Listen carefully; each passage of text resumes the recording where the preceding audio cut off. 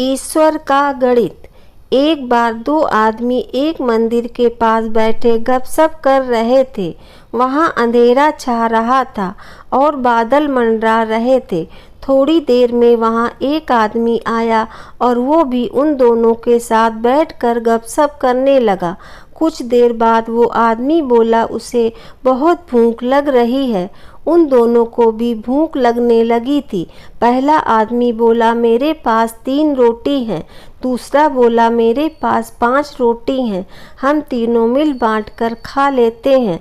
इसके बाद सवाल आया कि 8 रोटी 3 आदमियों में कैसे बांट पाएंगे। पहले आदमी ने राय दी कि ऐसा करते हैं कि हर रोटी के 3 टुकड़े करते हैं, अर्थात 8 रोटी के 24 टुकड़े हो जाएंगे और हम तीनों में 8-8 टुकड़े बराबर बराबर बट जाएंगे।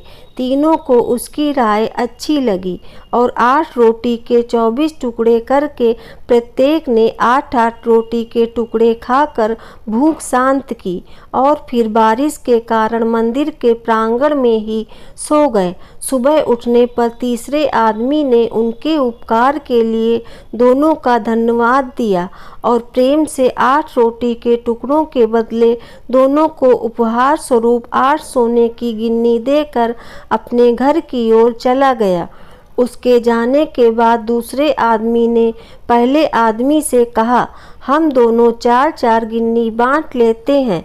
पहला आदमी बोला, नहीं, मेरी 3 रोटी थी और तुम्हारी 5 रोटी थी, अतः मैं 3 गिन्नी लूँगा, तुम्हें 5 गिन्नी रखनी होंगी। इस पर दोनों में बहस होने लगी। इसके बाद वे दोनों समाधान के लिए मंदिर के पुजारी के पास गए और उन्हें समस्या बताई तथा समाधान के लिए प्रार्थना की। पुजारी भी असमंजस में पड़ गया। दोनों दूसरे को ज़्यादा देने के लिए लड़ रहे हैं।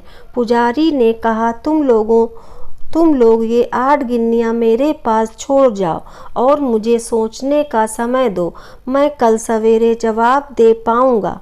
पुजारी को दिल में वैसे तो दूसरे आदमी की 3-5 की बात ठीक लग रही थी, पर फिर भी वह गहराई से सोचते सोचते प्रभु के सामने अपनी समस्या रख के गहरी नींद में सो गया। कुछ देर बाद उसके सपने में भगवान प्रकट हुए तो पुजारी ने न्यायिक मार्गदर्शन के लिए प्रार्थना की और बताया कि मेरे ख्याल से 3-5 का बंटवारा ही उचित लगता है। भगवान मुस्कुरा कर बोले, नहीं, पहले आदमी को 1 गिन्नी मिलनी चाहिए और दूसरे आदमी को 7 गिन्नी मिलनी चाहिए।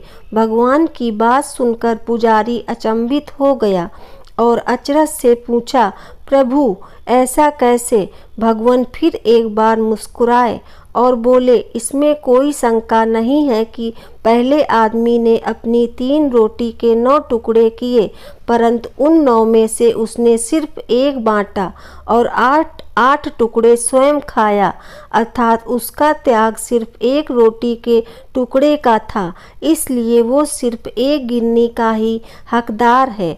दूसरे आदमी ने अपनी 5 रोटी के 15 टुकड़े किए, जिनमें से 8 टुकड़े उसने स्वयं खाए और 7 टुकड़े उसने बांट दिए, इसलिए वो न्याय अनुसार 7 गिन्नी का हकदार है।